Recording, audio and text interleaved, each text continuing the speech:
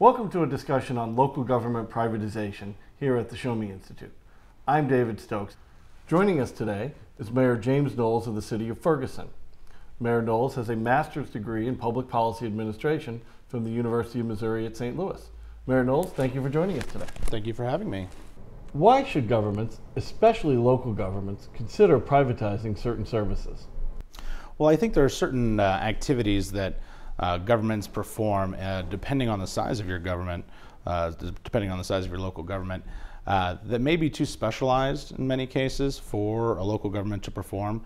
It all comes down to the size of your government. If you're in St. Louis, we're one of the most fragmented, governments in the United States, and if you're a city of 1,000 people, it's really just not economical or pragmatic to have large staffs of specialists in areas maybe such as city planning, engineering, maybe even doing certain types of street work. So it wouldn't be pragmatic on a daily basis to hire, to maintain and retain these people for a very small jurisdiction.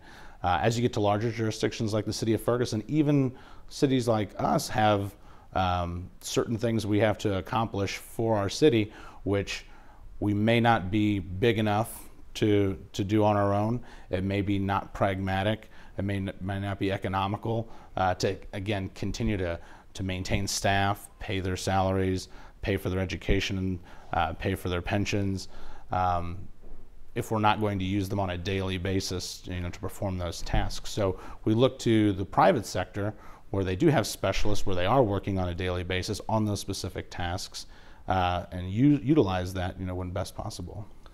And out of the 90 cities in St. Louis County, where does Ferguson rank in size? We're in the top 10 largest. It fluctuates. I hate to say the number right now. I think we talked about this the other day. It's either 8 or 9. So, what are the most important things for local governments to consider when debating the privatization of certain services? I think you need to look at the specific service and see how specialized the service is, first of all.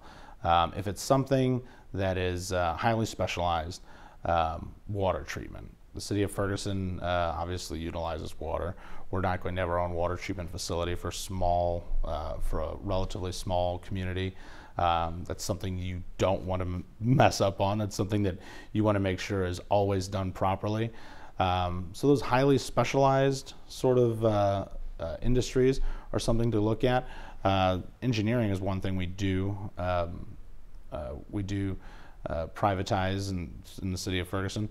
We do contract with individuals to do our engineering services because on a daily basis we don't have enough work for someone who is specifically trained in engineering to do that function on a daily basis. Obviously, to hire a professional engineer would be very expensive, and to have that person sit around the office all day waiting for a plan review to come up would be not economical.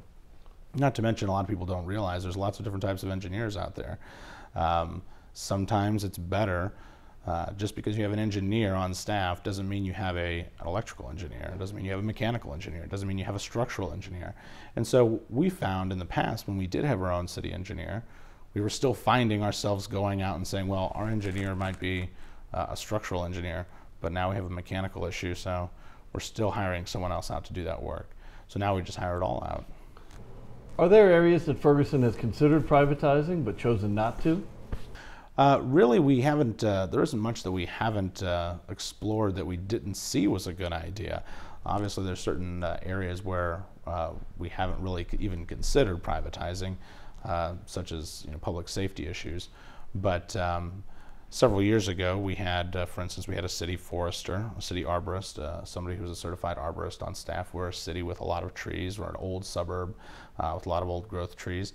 We enjoyed having somebody who would be able to help us out with many of our urban forestry issues. But as the economy turned, we had to start looking at other ways to save money and start deciding what would be something that we could maybe utilize private services for, and that's one of those things we decided to explore, and that we did, along with engineering, as I mentioned earlier. How important is it for local governments to really strictly enforce the contractual agreements with its privatization partners? Well, I think it's absolutely important. I think if you look at the things that we do utilize in the city of Ferguson, like trash service, we have an excellent trash company who handles all of our solid waste, but our citizens are paying that as an additional tax, so to speak. It's an additional service fee. And just as anybody goes to the store or utilizes a private services, expects to get the service that you purchase, I think it's extremely important for the governments, who are oftentimes making the decisions for the citizens. We're making the purchasing decision on behalf of the citizens to make sure that the citizens are getting everything they paid for. It's absolutely probably the most important part about seeking a contract with a private agency. Have you seen any examples of local governments in our area that have let their guard down in that regard and not strictly enforce those contracts or rules? Well, I mean, I think there's probably some examples out there that people didn't necessarily go out to bid when they could have or should have, and I think that's very important. The competitive bidding process is probably your biggest. It's probably the best example of how you can save money. It's probably something that you have on your side that people don't utilize enough. The more you go out and bid, the more that you seek competition in any kind of privatized service, the better you can drive the price down. And in some cases, I think you've seen examples where people maybe have renewed contracts without bidding, or maybe renewed them for a long period of time. And if you do that, you totally lose out on any kind of technological advances that may be able to lower future costs. There's always the fear that if we sign a 20-year contract or a 10-year contract, we'll be locking into this great rate forever. But the truth of the matter is, in things like waste services, some of those prices have gone down. Competition has increased. Technologies such as the use of CNG, compressed natural gas, and some of the fleets for these vehicles have actually made the fuel costs go down while they're telling you that gas prices are going up. They're not using gas nor diesel to power these vehicles. So there's technology out there. The competition is all driving the prices down in many of these services. We're talking a lot about trash pickup and waste services. We should probably point out that you used to work for Waste Management Incorporated. Now you no longer do. I no longer do. But okay. Now is trash service full disclosure? Full disclosure. Is trash service sort of one of the most obvious examples of privatization opportunity out there? Are there other sort of real easy opportunities for cities that don't privatize now to join in and do that? Well, I think that in many cases, cities should look at snow plowing. We're in a position in Ferguson where we are large enough and have enough equipment, enough streets where it has been economical for us to do snow plowing. But we also contract with other municipalities who are much smaller to do that snow plowing for them. So in some cases, we've made ourselves the entrepreneur in this case. And so what we've done is, if there's a small community nearby that it's easy for us to plug into our routes, we'll do their snow plowing for them.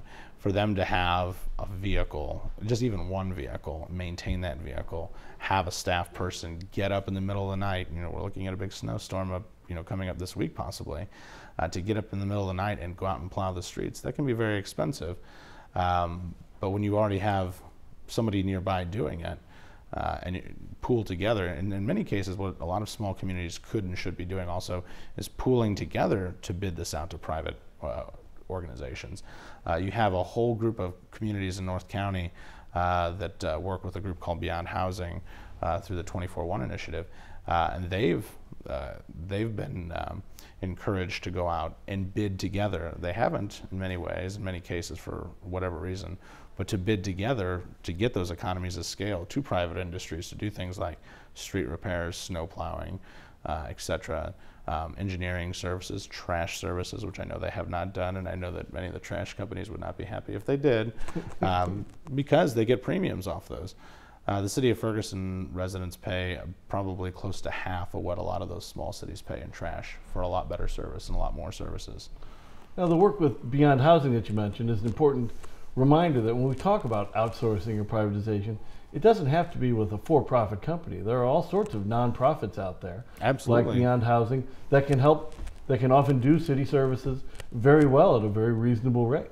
Absolutely. I mean, there's great public-private partnerships, and especially public nonprofit partnerships on issues such as housing, Beyond Housing being one of them, any kind of social services. The city of Ferguson works with different groups, the Ferguson Caring League to provide some social services to people. PACT, which is formerly was a Kinloch organization, but is now a Greater North County organization, to help provide some resources for families, to help people get resources. We have the Ferguson Neighborhood Improvement Program, which is a 501c3 nonprofit that actually helps get resources to people who may be on fixed income or may have a home that they can't afford to get fixed up. Maybe they need to do improvements, maybe their credit's bad. We work with UMB Bank through a kind of a tripartite partnership there with Ferguson, the FNIP, and UMB Bank to do low interest loans to people. So there's a lot of different partnerships that can be leveraged, and it's been very beneficial to the city of Ferguson. Now, to sort of look at it from the other perspective, what are some local government services that should not be privatized? Well, I would suggest that law enforcement shouldn't be privatized. Public safety issues such as fire shouldn't necessarily be privatized. Most everything else, depending on the size of your city, depending on the economies of scale, depending on the the makeup of your city, should be looked at. There have been partnerships that are pseudo-private, I guess you'd say, on parks and recreation. We've had several communities in the St. Louis area establish partnerships together where they actually work together and have a separate board that really runs the parks and recreation for their communities. But even though I say law enforcement shouldn't be privatized, there are many aspects of law enforcement that have been privatized and can be privatized, and again could offer assistance to law enforcement. We have red light cameras in the city of Ferguson. We have a speed camera, actually, which they're installing currently. It's been widely criticized that we have a situation where a private industry will make a portion of the tickets that are issued. However, the city of Ferguson does not have a capital outlay, does not have ongoing maintenance costs, does not have any of the costs associated with the operation of those cameras. And so we have the opportunity to purchase a camera, to maintain it, to run the wireless networks, to have technology, or technicians rather, to monitor the technology and to maintain the technology. But then that's our investment we have to make back. This is a public-private partnership in which it's a lease agreement in which it's formulated in such a way that they get a cut of the tickets. Now, the Supreme Court may throw those tickets out. That's it's something before the courts currently. If they do, the city of Ferguson loses its cameras right now, and there's no money lost to the city. If we would have done it ourselves, if we would have paid for it, if it wouldn't have been a public-private partnership, we'd be caught holding a bunch of cameras that are worthless, as well as all the infrastructure improvements, the maintenance costs and everything that went along with it, and the specialists that we'd have to hire to run them. So there are some certain sort of law enforcement support activities. I know that the city of Ferguson dispatches for 4 other communities, communities that found it better to dispatch through us instead of having a person on duty 24 hours a day and radio equipment and specialists to maintain that radio equipment. And for their law enforcement agencies, they come to the city of Ferguson. We cut them a great deal. We all work together on it. Now, another public safety area that has been privately provided in Ferguson, I believe, for a long time is ambulance services. The Christian Hospital runs the ambulances for your city, as I understand it. Nope, that's absolutely correct. And correct. That's been that way for a long time. It's been that way for a long time. Honestly, I've been on the city council. It'll be 10 years this spring, and I can't remember when it wasn't.